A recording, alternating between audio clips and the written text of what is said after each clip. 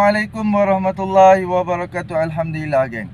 Okey geng, aku hari ni aku nak share sikit berkaitan Sanusi yang mempertikaikan penubuhan kerajaan perpaduan. Walaupun isu ni dah lama, ini aku nak tunjuk daripada pihak aku untuk aku adakan video dan untuk memberi penjelasan. Okey, jadi viral juga video ni kan, kenyataan brother ni pun viral. Dan lagi kita boleh tengok sama-sama. Dan inilah kebodohan satu demi satu yang Allah tunjukkan kepada rakyat Malaysia melalui ucapan Sanusi. Dan memang orang kata, dia duk kata orang bodoh, tapi kebodohan tu turun dekat dia balik kan. Lepas tu bila macam kebodohan dia tu sikit demi sikit, dia dah bodoh untuk dok nak berkempen. Dia pun tak reti dah dok nak cara-cara berkempen. Dia nak bentangkan kepada rakyat pun dia dah mati akal. Mulalah dia mainkan isu-isu macam orang tersangkut paut dengan raja-raja Melayu. Seperti mana dia pertikaikan baru ni, Sanusi kena tangkap kan. Sanusi kena tangkap, dia pusing, dia spin.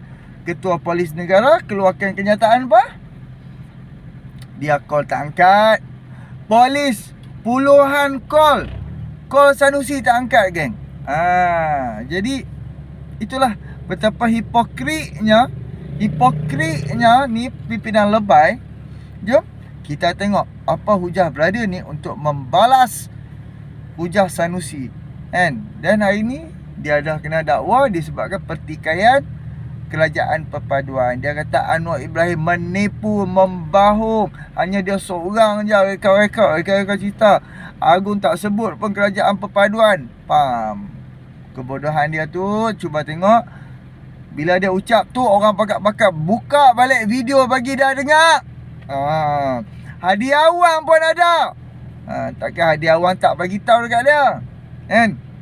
Jadi itulah, kalau nak adakan apa-apa cerita, janganlah terkait paut dengan yang di Pertuan Agong. Bila hang kaitkan dengan yang di Pertuan Agong akan jadi masalah, ataupun hang kaitkan dengan raja-raja Melayu akan jadi masalah. Orang dah pesan 3R jangan usik, tapi hang nak usik juga. Jom kita bersama kita tengok apa yang brother ni hujah, membalas hujah Sanusi Revolusi. Okay. On, ni aku ada satu lagi video untuk korang tengok ni. Walaupun korang tengok je video ni. Anwar Ibrahim dia rasa nak untung dia akan guna titah diraja ni habis-habisan walaupun orang lain tak dengar. Tuan-tuan dengar tak kata Agong kata tubuh kerajaan perpaduan? Tuan-tuan dengar tak? Tak ada siapa di dunia ni dengar, dia seorang je. Tak ada siapa dengar. Dalam video tak ada, dalam TV tak ada, dalam sahabat tak ada siapa dengar. Anwar Ibrahim seorang dengar. Satu Malaysia percaya kat dia. Dia abang kata Agong titah tubuh kerajaan perpaduan. Ada siapa pergi tanya Agong, tuanku titah ke tuanku? Tak ada. Korang dengar video Sanusi apa yang dia cakap tu? Video ni follower aku hantar kat aku lepas aku ada ulas berkenaan dengan Sanusi kritik keputusan Duli Yang Maha Mulia Sultan Selangor. Sekarang ni kau dengar pula apa Din Sembab cakap pula berkenaan dengan isu kerajaan perpaduan ni. Tuanku mencadangkan supaya kita bekerjasama dengan PH, Pakatan Harapan, untuk membentuk unity government. Unity government atau kerajaan perpaduan apalah. Tetapi kami telah membincang soal itu sejak awal lagi. Kami tidak akan bekerjasama dengan PH. Jadi tadi saya diminta untuk menandatangani dokumen yang minta supaya kalau kami bersetuju, saya sign, tapi jawab atas tidak bersetuju. Guru pada sama memang kita dah sepakat. Kau tengok dah video ni Sembab cakap apa tadi. Jadi apa yang Sanusi sampaikan di dalam ceramah beliau terbukti fitnah. Hak ni lah yang orang Kedah cakap, tak tahu nak bercakap pun nak bercakap. Lepas tu bila bercakap merapu. Nampak sangat fitnah adalah mainan, tapi dia tunggang nama institusi diraja untuk mendapat kelebihan politik kepada mereka. Din Sembab dah bagi tahu, dia dah menghadap Duli Yang Maha Mulia yang di Pertuan Agong. Ayah Walaun pun sama. Apa yang Agong cakap, bentuk kerajaan perpaduan bersama dengan Pakatan Harapan. Dan pada masa yang sama, Din Sembab juga cakap yang ada dokumen yang beliau tanda tangani berkata tak bersetuju untuk bentuk kerajaan perpaduan bersama dengan Pakatan Harapan. Ayah Walaun pun sama juga. Jadi benda ni tahu. Tapi Sanusi ni saja buat-buat tak tahu. Saja nak mainkan sentimen ni. Inilah permainan daripada pimpinan-pimpinan atasan Perikatan Nasional. Mula-mula dia tunggang agama. Kemudian perjudikan nasib bangsa kita sebagai modal politik. Tak cukup dengan tu sekarang ni, dia gunakan institusi-institusi diraja sebagai mereka meraih undi, terutamanya daripada golongan-golongan ataupun bangsa Melayu sendiri. Ini bukan permainan politik yang benar. Ini adalah permainan politik yang sangat jijik, kotor, yang sedang diterapkan ke dalam rakyat sini. Sepatutnya pimpinan-pimpinan yang ada di atas ni datang dengan otak, datang dengan pemikiran yang waras, datang dengan tawaran-tawaran yang hebat kepada rakyat di bawah. Apa perubahan yang kita nak bawa? Jikalau kita memerintah di negeri ini, kita akan buat begini ataupun begitu. Lebih baik daripada kerajaan yang ada sekarang. Akan tetapi, ini jadi modal politik mereka sehingga jadi bahan lawak dan juga jenaka pimpinan-pimpinan di atas. Okey, inilah hujah daripada hujah brother ni. Kan, kadang-kadang bukan nak kata lah kan, kebodohan tu kadang-kadang bila macam kita terlalu bercakap, terlalu kita sedap, memang sedap gila bercakap. Lalas Allah tunjukkan kebodohan kita. Allah tunjukkan padahal kita ni tak tahu apa pun. Kan, tapi disebabkan kita dah tak ada hujah, kita nak balun kerajaan, kita nak balun Anwar Ibrahim, kita nak macam Sanusi ni paling dah geram dekat Anwar Ibrahim lah dia.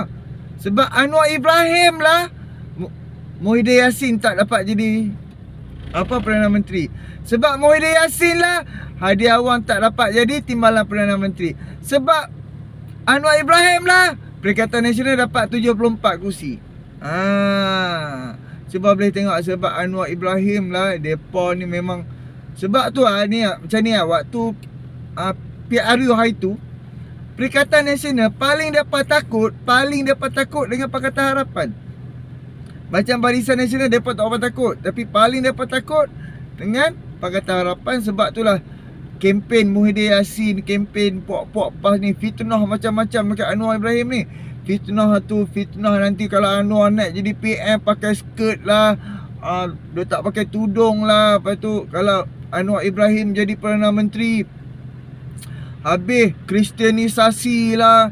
Lepas tu sampai Sanusi mainkan Anu bertemu Anu, kan, sampai tahap taraf tu. Kan, kalau ikutkan lah Mangkang, hang nak jadi kerajaan. Jadi hang kena ceritalah bila hang jadi kerajaan apa yang hang nak buat dan apa yang hang akan buat.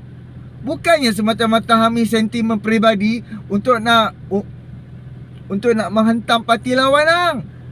Sebab bila hang memerintah negara ataupun hang memerintah negeri, tak ada sangkut apa pun dengan dengan peribadi.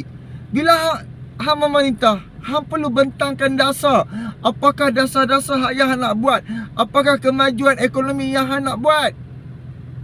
Bukannya bila hang jadi Perdana Menteri ataupun jadi kerajaan, masih hang dok nak ambil tahu pasal masalah orang, masalah peribadi orang. Itulah orang tengok kan, macam Yang Sanusi kan. Dia sepanjang dia jadi Menteri Besar kan, siapa attack dia, dia gunakan polis untuk nak pergi tangkap orang yang hina dia. Satu bab. Sepanjang dia jadi Menteri Besar majoriti dia attack peribadi je. Dia hantam personal je. Kan? Dia tak cerita apa yang dia nak buat. Dan segala penipuan-penipuan dia yang memang dia ada cerita. Kita nak buat tu, nak buat ni. Tapi dia tak bentangkan pun. Dia tak jumpa pun Perdana Menteri. Kan? Lepas tu surat pun hang tak bagi, tapi hang duk cerita nak buat tu, nak buat ni, nak buat macam-macam. Hang buat lita tak siap. Hang duk kata 3 bulan, 6 bulan siap. Hang duk cerita, katanya hang hebat buat projek rakyat lah apa. Hang ambil alih, duit dah ada tau. Hang ambil alih sebagai Menteri Besar, duit dah ada 900 juta. Jangan lupa tu. Sebelum Mukrif jatuh, Duit dah ada tau. Jangan lupa Tuan Sanusi. Apa dia lagi? Masalah ayak tu memang pening kan. Aku baru ni aku buat live, ada orang Wing Tanjung Pari. Orang Wing Tanjung Pari yang komen, ya aku orang Wing. Memang masalah ayak. Malah ayak tak sampai. Depa pun pakai ke apa nama Telaga. Umum pula 40 bilion dekat Langkawi. Nak tambah laut apa bala segala 40 bilion. Umum depa bukan buat list lagi. Kedah adalah negeri kedua pelaburan terbesar. Sepatutnya projek tambak laut dekat Langkawi tu yang 40 bilion tu bulan depan dah siap tau. Apa habuk mentara. Sembang. Umum sana umum sini lala apa pun tak jadi. Apa pun tak ada geng. Cuba apa fikir ni projek pipe ayak dekat apa nama LRA dekat Baling dengan Sungai Limau dengan Bukit Selambau. Yang signboard dia tu tulis, signboard yang projek tu, signboard tu dia ada tulis lah projek syarikat apa yang dapat, siapa dia punya ni, projek tu mula daripada bila, siap bila. Projek pipe ayak di Baling siap bulan Oktober 2023. Lu ni pipe ayak duduk tepi jalan, baru pi lungguk pipe ayak tepi jalan, baru pi lungguk. Sebulan 2 hari yang lepas sampai lo tinggal. Faham tak? Kontraktor Baling sendiri yang ambil gambar hantar lagi aku. Kontraktor lain lah. Dia perlu tengok, dekat dengan PRN ni, pipe ayak baru sampai. Oh, bukan main je, ambil gambar buat dekat dalam Facebook. Orang Baling nak ada A lah. Kan? Cakap lah orang Baling.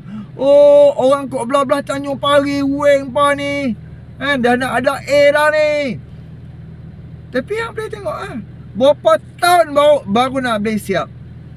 Perlu ambil tempoh berapa lama. Bayangkan dalam masa daripada tahun 2021 projek jalan sampai sekarang tahun ni baru 10%.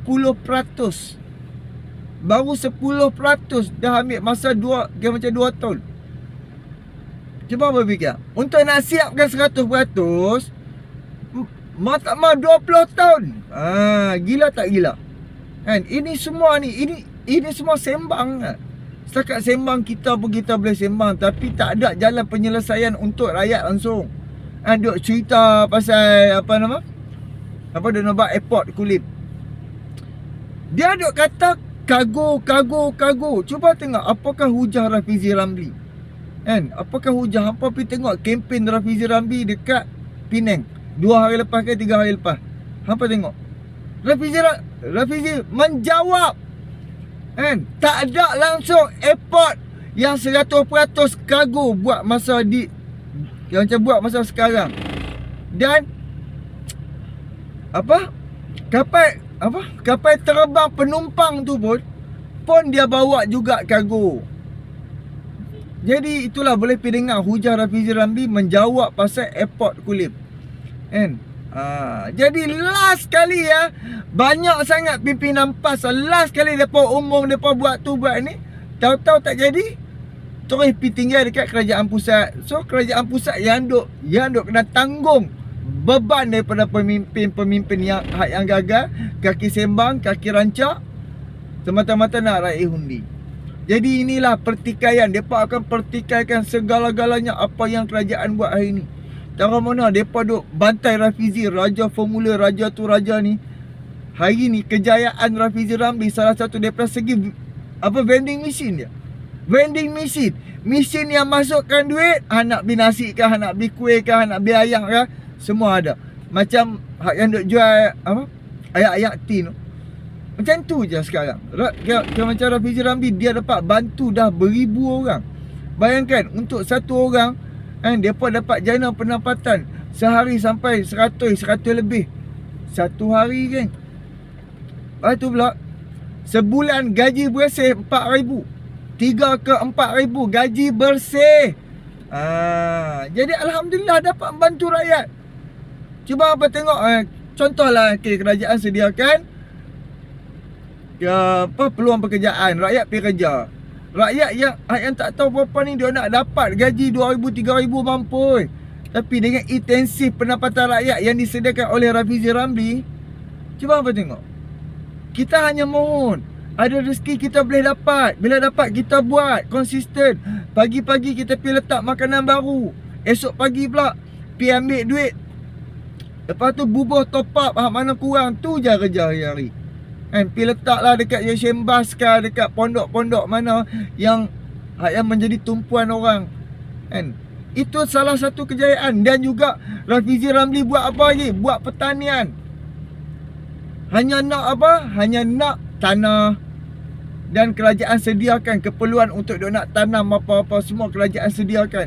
Kan, daripada Kementerian Ekonomi. Tapi dia ni puak-puak lebay ni depa buat tak tahu, depa buat macam tak wujud, depa buat macam tak ada.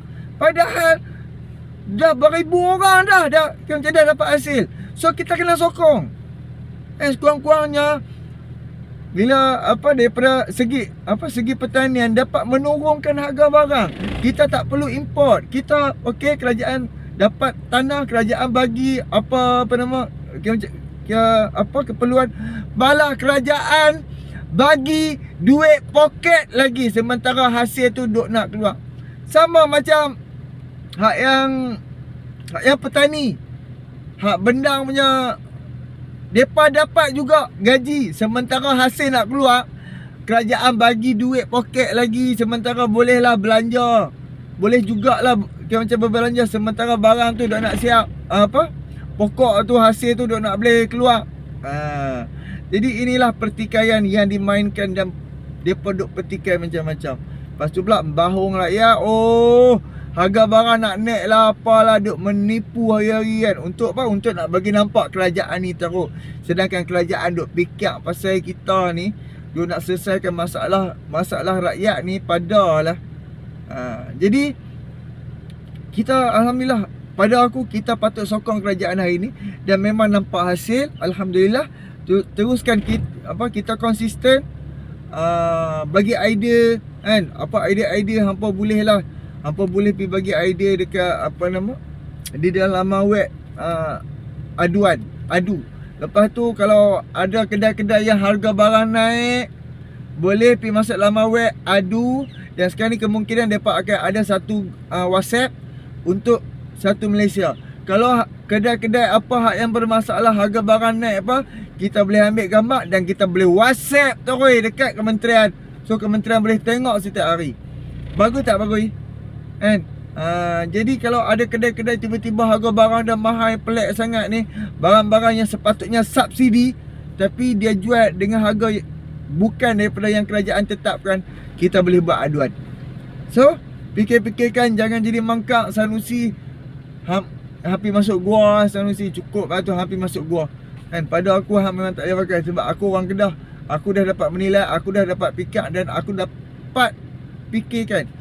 Setakat sembang sekarang ni apa dia lagi? REE bermasalah. REE dah ada masalah. Salah guna kuasa, rasuah ada 13 juta dan 13 juta punya rasuah dah kena tangkap. Jadi apa dia lagi? Macam-macam. Jadi kegagalan tu rakyat nampak. Janganlah berselindung di sebalik agama demi nak tutup kegagalan hang tu. Dia jual agama, dia hina orang, dia maki orang, dia kata pala bapak. Kan? Sebab apa? Sebab dia nak bagi, dia nak bagi kontroversi, dia nak bagi kecoh, dia nak bagi riuh supaya rakyat lupa ataupun rakyat tak nampak kegagalan dia. Kan? Rakyat tak terfikir apakah kegagalan dia. Padahal kita boleh tengok 33 tahun tau Kelantan. Ini baru 3 tahun lebih, apa pun tak ada. Sedangkan dia ambil alih untuk masalah hayat, duit dah ada. Cuba berfikir, baru 10% buat loji kan. 10%. Dah setakat buat konkrit, korek lubang apa semua, berapa lama sangat. Sebab kalau nak buat dinding, orang tak pakai ikat batu, tak ada. Orang hanya pakai konkrit, bubuh besi, konkrit, naik acuan, settle. Tu je. Buat pipeline ke apa keluar masuk, tu je. Kan? Kenapa kena sampai 2, 3, 4, 5, 6 tahun? Kan? Jadi benda tu tepi jalan, bukannya di dalam bandar. Macam di kawasan apa nama? Di kawasan perkampungan. Kereta tak banyak, jalan tak sesak, jalan tak jam. So, nak tanam pek ayak pun tak lama nak abang pergi hang. Kan? Kita tak, aku tahu sebab aku pernah kerja wedding pipe ayak. Aku duduk dekat Pahang, Temerloh, aku pernah kerja pipe ayak. So, aku tahu berapa kilometer kita tanam pipe ayak, kita boleh tahu, kita dapat target. Siap boleh masuk lorong rumah ke rumah lagi dan extend keluar masuk ke meter rumah orang. Jadi inilah pengalaman. So, anda kata dengan pengalaman kita, orang nak tipu, dia tak boleh tipu kita sebab kita ada pengalaman, kita boleh fikir, geng. Jadi geng, subscribe, like, komen dan share. Jangan mudah terpedaya dengan puak-puak lebay ni. Depa nak tutup macam apa kegagalan depa dengan gunakan agama, gunakan bangsa, buat bagi jadi kontroversi, hina orang, caci maki orang, pelekeh orang, mainkan peribadi untuk nak tutup ni. Padahal dia ni gagal, dia tak reti buat kerja, hanya reti sembang. Kalau hang reti sembang, hampir masuk Maharaja Lawak. Tu je. Okey, subscribe, like, komen dan share. Hantar amat ampaan tu hang. Assalamualaikum.